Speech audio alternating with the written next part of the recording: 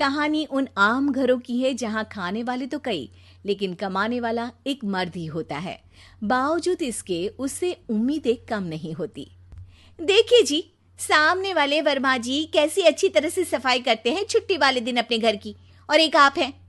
अरे यार, उनके पास कार है, ऑफिस पास में है और हफ्ते में 2 दिन की छुट्टी होती है, तो फर्क तो पड़ता है ना। मेरी तो शादी ही गलत हो गई।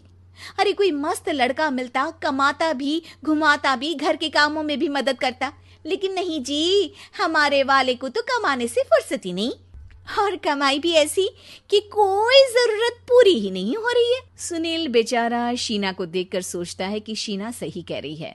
देखने में सुंदर है, घर का सारा काम कर लेती है, उसे तो कोई भी अच्छा लड़का मिल सकता था।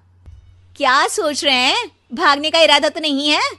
अरे नहीं मेरी प्यारी बीवी, मैं तो नहीं, पर डर है कि तुम नहीं कहीं भाग जाओ मुझे छोड़कर। शीला सुनील के मुंह से प्यार भरी बात सुनकर मुस्कुराती है।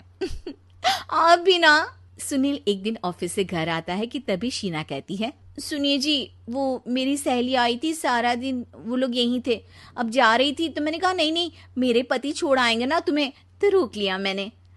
सुनील थोड़ी देर कुछ सोचता है, फिर कहता है, ठीक है, मैं कपड़े चेंज करके आता हूँ। अरे तेरे पति को तो लग रहा है कि अच्छा नहीं लगा। अरे नहीं नहीं, ऐसी कोई बात नहीं है, रुको मैं अभी उन्हें घर के कपड़े देकर आती हूँ। शीना अंदर जाती है जहां सुनील पलंग पर लेटा होता है। अरे क्या मजाक है, वो कह रही है कि आपने मुंह बना लिया। सही तो कह रही है, सुबह से अब ऑफिस से लौटा हूँ, एक कप चाय का तो पूछा नहीं, 20 किलोमीटर जाओ और आओ, और फिर कल उसी टाइम पर ऑफिस। अरे यार, मुझे गाड़ी चलानी आती ना तो बोलती भी नहीं आपको, और कौन सा रिक्शा खींच कर जाना है आपको। सुनील अब क्या बोलता। रात देर से आता है और सो जाता है। अगले दिन शरीर दर्द हो रहा है। अरे तो मत जाओ ना ऑफिस, चलते हैं ना मार्केट घूमने, फिर पिक्चर देखेंगे और रात में खाना खाकर घर वापस। सुनील जब सारे दिन की थकान वाला शेड्यूल सुनता है तो वो सीधे सीधे ऑफिस के लिए तैयार हो जाता है। अब आए दिन शीना की डिमांड बढ़ती ही चली जाती है और सुनील उसको पूरा भी करता। लेकिन एक दिन, ए जी मेरा भाई आ रहा है, उसे 2 लाख रुपए की जरूरत है। हाँ तो मैं क्या करूं शीना, मेरे पास इतने रुपए नहीं है। हाँ हाँ पता है नहीं है, लेकिन किसी से लेकर तो दे सकते हो ना। अरे मैं किससे मांगू, मेरे तो जानने में भी कोई नहीं है जिसके पास इतनी बड़ी रकम हो। तभी वहां शीना का भाई शीनू आ जाता है।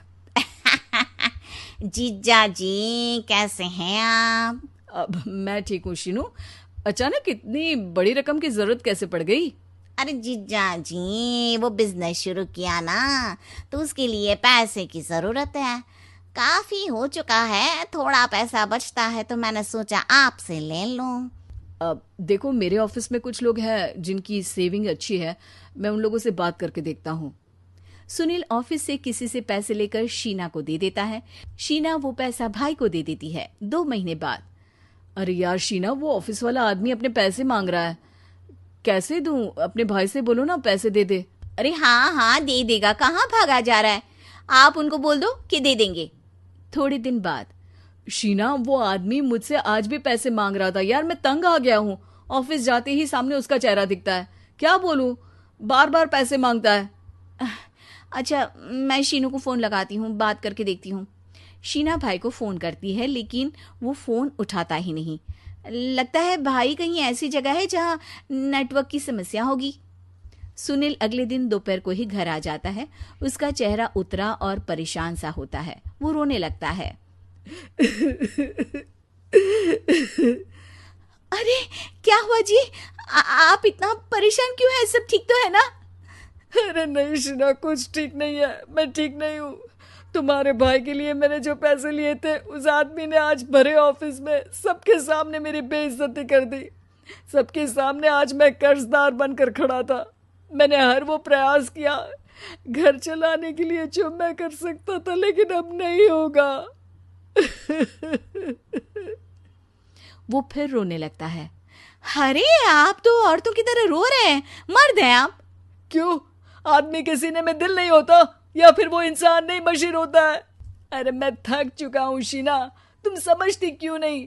मैं भी शारीरिक और मानसिक रूप से थकता हूँ, मैं भी आराम करना चाहता हूँ, सुकून चाहता हूँ। मैं अब कुछ नहीं कर सकता। कुछ नहीं। वो बैठ जाता है। शीना पति को हैरान परेशान देखकर चुप हो जाती है। अगले दिन, सुनिए, ये लीजिए 2 लाख रुपए, उस आदमी को दे दीजिए और बोल दीजिए कि आज के बाद किसी को पैसे के लिए बेइज्जत ना करे। सुनील पैसे देखकर राहत की सांस लेता है। अरे शीना, तुमने तो मेरा बहुत बड़ा काम कर दिया। अब मैं शान से ऑफिस जा सकता हूँ। लेकिन ये पैसे आए कहाँ से? ये पैसे मैंने अपने गहनों को गिरवी रख कर लिया है। तुम ठीक रहो, निश्चिंत रहो, मैं बस यही चाहती हूँ। मुझे माफ करना,